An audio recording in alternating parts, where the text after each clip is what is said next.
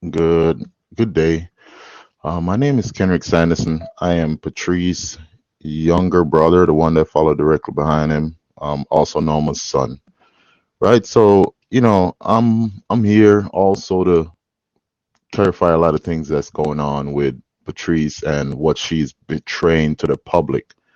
Patrice is very unruly. Like this person you're seeing right now is not the real person, but this is the picture that she paints for everybody to play with.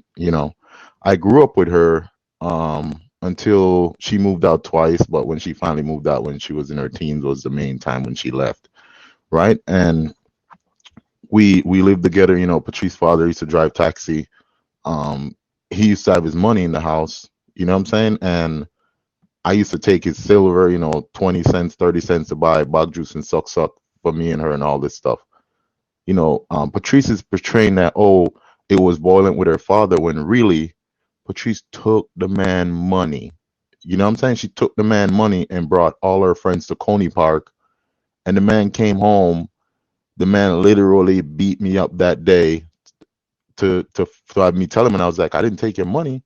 This is the only money that I took to buy bug juice and suck. And then he took his knife and machete. Little did I know this man is gonna go chop up my mother. You know what I mean? He just left with his knife and machete. I don't know nothing. I'm there crying. And then at the end of the day, I find out that this man chopped up my mother. And we had to run away from the house, right? Because my mom wasn't gonna stay there. So all of us left. We ran away from the house. A couple days down the road, my mom found out that, Patrice brought all her friends to Coney Park with the man's money, and that's why she got chopped up. So she and my mom been beefing since then. That was the first time like the beef started between them, right? And me, I'm young, I don't understand anything, right?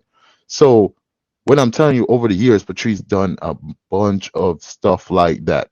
You know what I mean? And at the end of the day, kids are gonna be kids. So I am not saying that side of it. But what the problem is, she's coming out now and telling a whole different story to everyone. And that's the problem. If you're going to say something to to basically further your career, you need to speak the whole story. If you go add stuff in there, cool, but speak the whole story. Don't be taking stuff out to make your story look better to further your career. We all got career. Me and you growing up as a kid, we said, we'd one day change this world. This is not the way to do it by stepping on the people around you or even stepping on anybody. So you need to stop that side. Next thing, you're on the tape saying you got raped. You probably did. But here's the take. It didn't happen when you were around us because you were never alone. Me growing up with her, I got specifically told by my mother, any man that's coming around Patrice that is not her age or younger, I need to tell her. I am going everywhere with Patrice. We went to school together. If she's gonna go play skip rope or dandy shandy and stuff, I am there with her. My friends are literally making jokes about me because I'm following my sister. I'm literally pulling my box truck everywhere she goes. Right? The only times I wasn't with Patrice was when she moved to live with her father, and when my mom got pregnant and stuff, and she would go sell in market at Mapen Market from Spanish Town. So me as a little boy would help her bring the stuff, and I'll go to market with her on Saturdays. During that time, Patrice is at home with my uncle and aunt and grandma, who's the same age, and she can't go nowhere without my aunt with her. So she was never alone until she started going to Myrtle Grove High School for that 1 year. And 1 year of high school, she completely changed to where she said she want to leave to go live with her father. So if something has happened, she never communicated to us. So you can't say the woman knows about it and don't do nothing because you out here crazy. This is the woman that when I ran away from home and I lived in St. Hans Bay, she had my picture in the Gleaner, everything. She did everything until somebody saw my picture and tell her that I was down there and she came down there to get me. This is insane, Patrice. Like, this is not the way. This is not the way. If your business is failing, whatever is happening, there's other routes to get people to rally behind you. Right? That's the end of that side. So you're here saying, the family this and the family asks for money and all this. You're right, Patrice. I asked you for money in 2000 when I was 15 years old. I asked you for money. You gave me $100.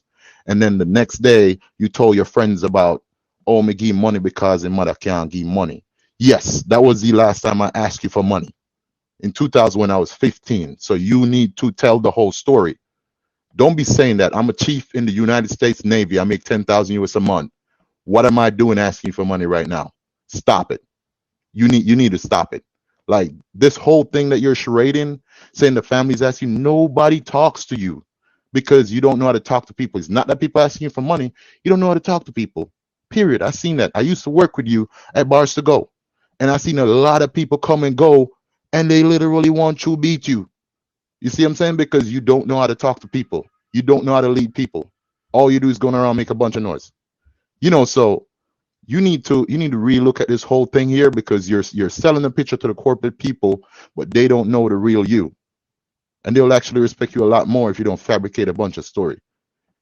You're at the same time saying you don't know your family status. You need to say the truth that they don't talk to you because the way you are.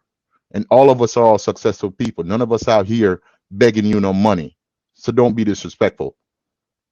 And in closing, we don't have no beef with you. If my mom says she's good with you, I'm good with you. That's really where it sits. You see what I'm saying? You and her got a whole beef. I don't have no beef with you in the sense of it, right? So you need to stop telling all these lies and tell the people the truth. I don't care if my truth come out there. I just told you I ran away from home. I used to eat out of the trash. I used to live in a Caribbean wireless van in the bushes. I did all that stuff. And it's a part of my journey. I don't hide it. I literally stand in front of 17-year-olds every day and I tell them there's a better way to do things. You see what I'm saying? So it's your journey. You paint the whole picture. You don't add stuff in and take stuff out because it'll make you look better and people will rally around you. Because guess what? When the time comes, they're all going to step away because they all see who you are. That's all I have to say.